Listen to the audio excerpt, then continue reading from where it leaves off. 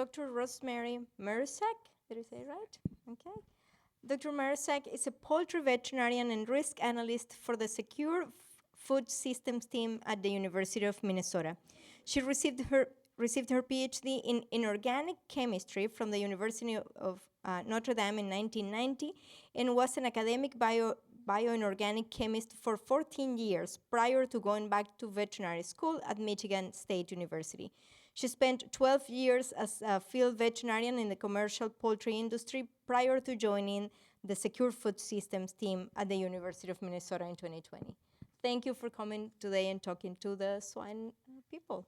So, would you prefer this one? Well, thank you very much for this invite. I am grateful to be here, and I'd like to talk to you a little bit about poultry. So the rooster is crowing this morning, getting everyone up, and I thank Dr. Schwartz for that setup because it's very helpful for this talk. So for today's outline, we're going to look a little bit at the recent high-path avian influenza outbreaks of 2015 and 2022. We're going to look at some pathways of disease transmission, and in particular, for today's talk, looking at the pathway of mortality disposal. And we'll go through the different poultry commodities, the three main ones of layers, broilers, and turkeys, and see how they conduct their mortality disposal and how things have changed since experiencing these outbreaks. And the information that I'm going to present is based on interviews with my colleagues in the field that have a breadth of knowledge of their commodities as well as having experienced the outbreaks themselves. So I thank them in advance because they're very happy to be contributing to this talk and giving information about what they found as challenges and what they've done to alleviate those. And then we'll end up with a closer look at rendering and just give a brief summary. Okay, so first of all, our outbreaks. This is just a comparison between the two main outbreaks of the U.S., 2015 and 2022 to the present. And of course, these were outbreaks caused by different strains of the virus. And we're dealing with influenza, so these things change. And of course, as Dr. Schwartz said, we have to be prepared. You know, how do you prepare? What's most important to do when you have something that's constantly changing? So there are some notable differences between the two outbreaks. First of all, the time to depopulation significantly decreased in the industry from 2015 to 2022, and that is super important to have occurred. So a great change there. We also have different clinical signs between the two outbreaks. Some of our early warning, early detection strategies that worked in 2015 have not worked so well in 2022. And also, we've had much more extensive wild bird and backyard flock involvement in the outbreak in 2022 compared to 2015, as well as much more diverse geographical spread, as well as different commodities between 2015 and 2022. So in 2015, it was mostly the upper Midwest with turkeys and commercial egg layers being involved, much more diverse in 2022. And importantly for this talk, we had a lot of lateral spread in 2015, and that has significantly decreased in the 2022 outbreak. So I want to talk about that now and what is the reason, or what are some reasons for that decrease in spread. So importantly, as I mentioned, that early detection, rapid diagnosis, and quick depopulation of those positive farms really has helped decrease the spread of disease. But I also want to point out that there is an increased awareness of the pathways of spread in the poultry industry that my colleagues in the field actually really took to heart and started putting some mitigations in place. One of these is the necessary permitted movements of poultry, birds, and other products out of high-risk control areas when these are assigned around an infected flock. And so our team at the University of Minnesota helps put together permitting guidances, which are based on risk analyses and science for these guidances. And although they're voluntary, they are backed by the USDA, they're endorsed by the USDA, and many states do use them. So I'm going to focus a little bit on this for this talk. And these permit guidances define targeted-based biosecurity mitigations and testing methodologies for producers to use prior to being able to receive a permit to move their product. Importantly, for our highest risk movements, our bird movements, we have in there what are called pre-movement isolation periods and the post-placement isolation periods. These are short periods of times around the time of move in which producers have really, really strict targeted biosecurity practices and testing that allows for greater than 95% probability of the virus detection prior to move. So that I experienced it 2015. I was a field veterinarian in 2015, and this really, really was critical for us not moving birds to market that were positive. So, so basically, these permit guidances have in place, in particular with respect to these pre-movement isolation periods, we stop dangerous practices, okay? And it's not forever, it's not for a long time, it's just around that time of movement. So let's take a look at some of the pathways that are involved in the spread of the virus and which ones have been considered to be the highest risk. Those involve the movements of live birds.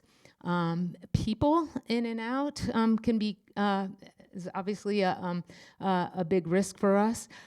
Shared vehicles and equipment, and the movement and the disposal of mortality and garbage. Okay, and those were found to be important pathways for us. And I'm just listing here some of the things that the guidances will not allow during the PMIP to reduce the risk of spread. And for this talk, just highlighting this, no off-site movement of mortality and garbage disposal during this time. Okay, so that is a requirement for the permit, and this is backed by, of course, some epi studies that have been done by USDA, control case studies during the outbreaks, and we can see that dead bird disposal off-site has a high risk ratio for this. So let's take a look in a little bit more detail about the poultry industry and its disposal of mortality practices. So during peacetime, of course, producers will choose their mortality disposal methods, and it'll be based on whatever state regulations are, as well as producer preference, which will include, what animal species are they dealing with, what is their size, their number, their cost, the labor input into these disposal practices. But when you are in the middle of an outbreak, disease spread risk becomes a huge deal as well, okay? And it's the purpose of my talk is to say, don't wait until you're in the middle of an outbreak and go, oh shoot, So, so what we do know is that on-farm disposal is safer. off-farm is riskier, and that is one of the reasons why during that PMIP, that isolation period, movement of mortality is not allowed off the farm, okay, until after that move has been made. So this is just a table of the common mortality disposal methods for poultry. You're all familiar with these. Just listing here some of the strengths and weaknesses, whether they're on or off farm disposals, and the disease spread for risk. This is compiled from different literature. Of course, there are different ways of coming up with what those risks might be, and so this is just a compilation of different literatures. And there is a pattern to this, and what is noted here is that in general, you know, on-farm mortality disposal, of course, is going to be lower risk than off-farm. And the off-farm disposals that actually employ a third-party allied industry for moving the mortality off the farm is going to be rated higher in general than others, because of the fact that the producer doesn't necessarily control the biosecurity of that third-party operation. And so those become a higher risk for spreading disease.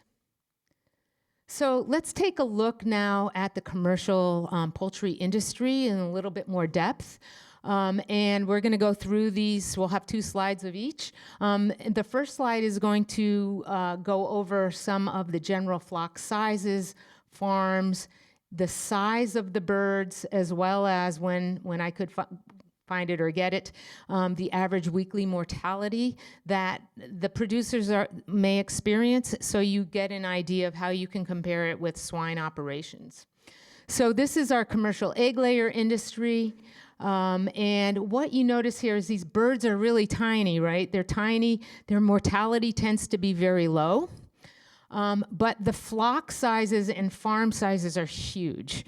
Okay, so you're going to find 100,000 to 200,000 birds per barn on some of these farms, and you might have 20 to 40 barns on some of these farms. So they're quite big, and mortality becomes an issue. Okay, so now for the disposal methods that the layers will use, for each of our commodities in green, I'm going to note what is most commonly used, especially during peacetime. In bold, I will note the off-site disposal methods, and then in purple will be any changes that the commodities have made in general as a response to the outbreaks that they've experienced. So for layers, we have normal daily mortality. We also have end-of-life mortality. Those are our spent hens. So I'm considering both of these on here. And the important thing to note here is that for normal daily mortality, the industry in general tends to dispose of these birds on site. Okay, so in general, they're doing this on site.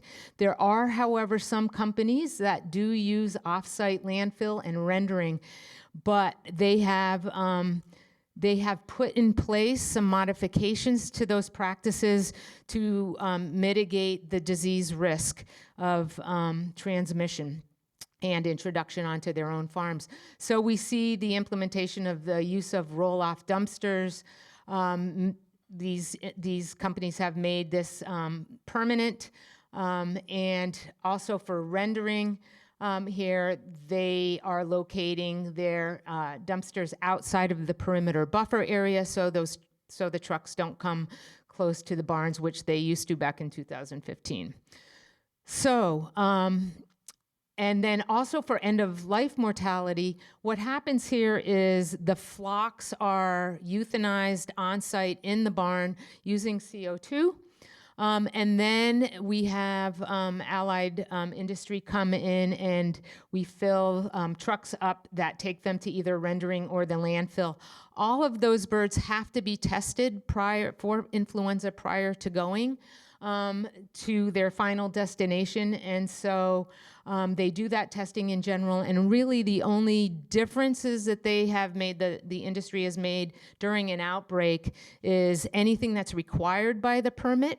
Okay, and they also have noted that they have increased oversight of the maintenance of the equipment that the crews are bringing on to help depopulate those birds. So not a lot of changes there with the layer industry. Commercial broilers, these birds are, we're getting into parent stock now. The layer industry gets their breeders. Their breeders are directly from the primary breeder companies. But with broilers and turkeys, you're going to see that we have our own parent stock. So we have both the meat birds and the breeders here. And these birds are also quite small. Their mortality tends to be higher than the layer birds. But for the meat birds in particular, we can have some significant flock sizes. So that gives you an idea of what we're dealing with here with the broilers. What the broiler industry tends to do, and this is across the United States, is they tend to also do on-site mortality disposal. So their primary method is composting. And this has actually become commonplace, especially since 2015, where those who, there is still some rendering that goes on, but most have stopped that because of the outbreaks. And there's also been some subsidy with putting together some of these, getting some of these stack houses on the broiler farms. So they've been able to get a nice setup for composting. So changes during the outbreak, they just simply make sure they're doing everything better than that's what they said. We're going to do it better than when we do it regularly. So paying attention to temperatures and that kind of thing more rigorously. So that's the broilers. And then our commercial turkeys, these are our largest birds. And we also have the meat birds and the turkey breeders. They're our largest birds in size. The flock sizes in farms tend to be smaller than those of the chicken industry, but they can also have significant mortality. And another thing that's different is because of their size, they move more often from place to place because of density reasons. And so there are more movements with these birds. So what are the turkeys? The turkeys really like to render, okay? They've always liked to render. There are a lot of places that do not do that, but a lot have or use that practice. Some, however, are making changes because of the outbreak. Turkeys are so sensitive to influenza, right? They're kind of our sentinel birds. So turkeys are very, very worried about introduction and spread. Some of the companies are making a permanent change to actually on-site incineration or on-site composting. That hasn't been completed, and they've got some challenges with the larger birds. And then those that continue to render really meet with the rendering companies and see what they can do to mitigate the practices to prevent spread from occurring. And so this is just down here showing how, sensitive these birds can be to just small amounts of leachate coming from, for example, a rendering truck. If it's leaky or something like that, gets on there, if it gets on the disposal bins, that can be easily tracked into turkeys and they will pick that up. So turkey industry is very worried about this practice. And they make some changes there. So I just want to make a comment about rendering. It's so important, right? We've got recycling of protein. There's a reason why people don't want to give this up, right? I mean, it's just a good way of disposing of your mortality. And in 2017, there was an emergency workshop held between USDA and the North American Renderers Association. And I bring this up because I call your attention to the after action report that they put out. This is an awesome report. And it's awesome because the renderers themselves actually define what their challenges are and then come up with solutions. So those of you that do render and find yourself in a situation you might want, or an outbreak, prior to an outbreak, you might want to go to your, read this document, see what they're willing to do and what, they ask industries to do. And then try to get modifications planned in place for outbreaks. So this is a great document to access. So how have we done? This is a slide that was put together by Dr. Amy Delgado from USDA SIA, and this is taking a look at the important AI risk factors over time from the 2015 outbreak through to the present day 2022 through 2024 outbreak. And I'm focusing here, I've highlighted the rendering mortality pathway here. And you can see, as we know, this in 2015 was very, very important. And the risk factor went away all the way through these other outbreaks. And I've listed up here, based on the previous slides with our discussion from the commodities, why this risk factor may not have been so important during these other outbreaks. So you can take a look at that as well. But what we see here is, even though horizontal spread decreases in the 2022 outbreak, we see rendering becoming a risk factor again. So why would that be? So let's take a look at again, this latest outbreak, and remind ourselves that it is very geographically widespread as well as species widespread compared to 2015.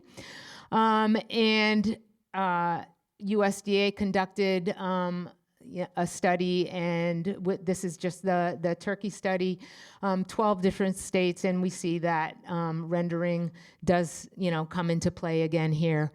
And so the reason for this is that many more states have become involved, and they're states that never expected to get the disease, never expected to get highly pathogenic avian influenza, and they weren't quite as prepared as they should have been.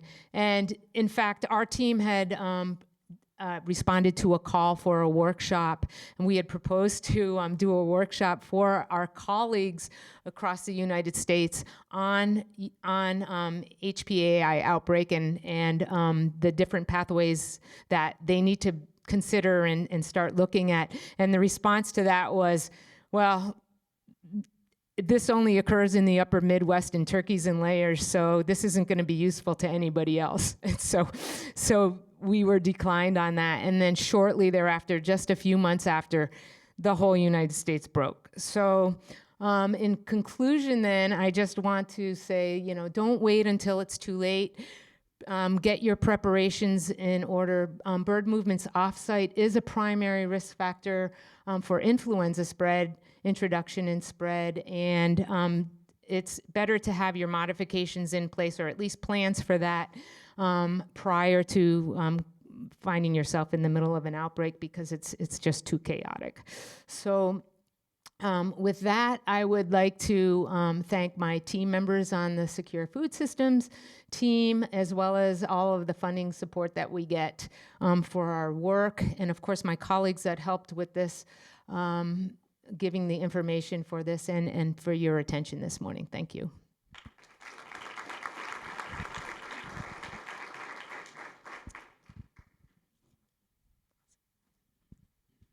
Thank you, Dr. Marusak. Any questions for the speaker? Well, I do have one. So there was a crisis, there was an emergency, and then there was the change. Hadn't it been like that You think it would have been the same way, like for the disposal, mortality disposal, or is that something that was common in the poultry industry? Anyways. Good question. Most everyone got the match lit under them after the outbreak and started pulling down information on how diseases spread. So a lot of the changes were made after the outbreak. I don't think people would have made any changes otherwise, to be honest. So at least that's what my colleague said. Thanks for the honest response. So, okay. We have one question. Where is our? Just 1 second.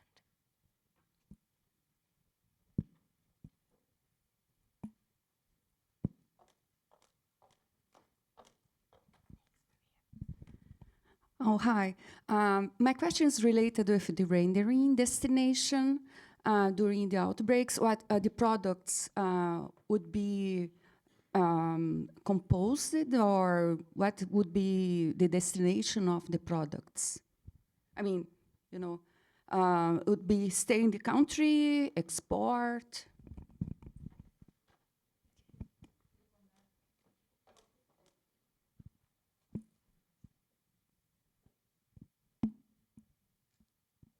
Okay, so rendering of an infected farm or rendering of an uninfected farm? Of an infected farm? Okay, so the workshop that USDA pulled together there, that was actually for rendering infected farms. We don't do that, but that was in preparation for that. That the discussion of, where does product go and do consumers take it, is all part of that discussion. But right now we do not render infected product. Yeah, so the discussion was for, those farms that were not known to be infected, okay, and they changed their practices just so they did not contribute to spread or infection of themselves. Hello. Has anything been done with incineration in poultry? Yes, so there are some companies that do incinerate, especially the turkey breeders. Those that have fewer mortalities per day will do that, but I can tell you that one very large turkey company loves incineration and is putting incineration into almost all of its farms across the country. So it's not something that is done routinely, but may become more routine in the future.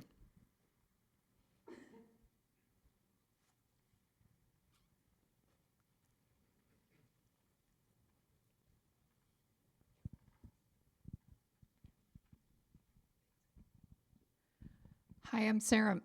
Excuse me, I'm Sarah Mikesell with the pig site, and we also have the poultry site.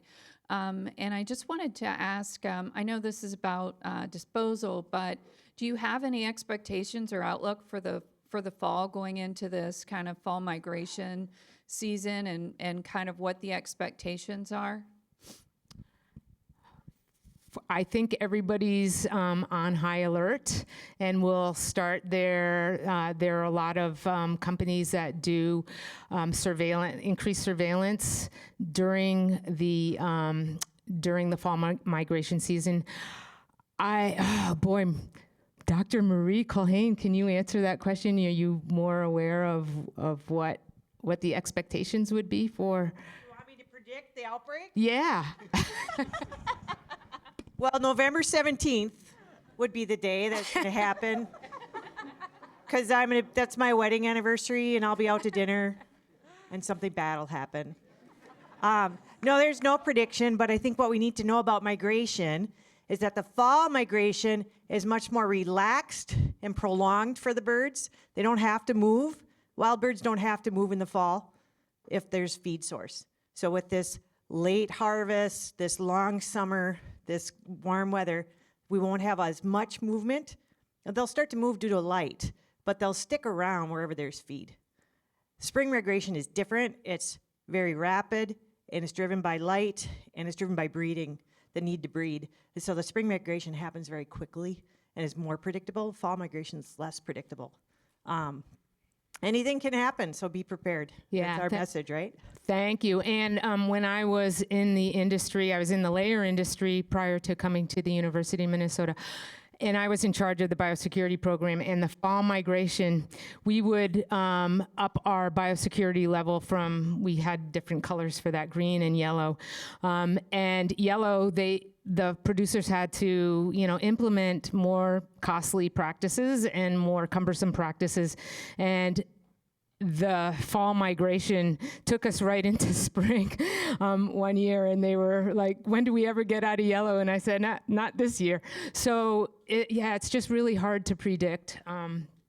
But we are probably saying that we will experience something.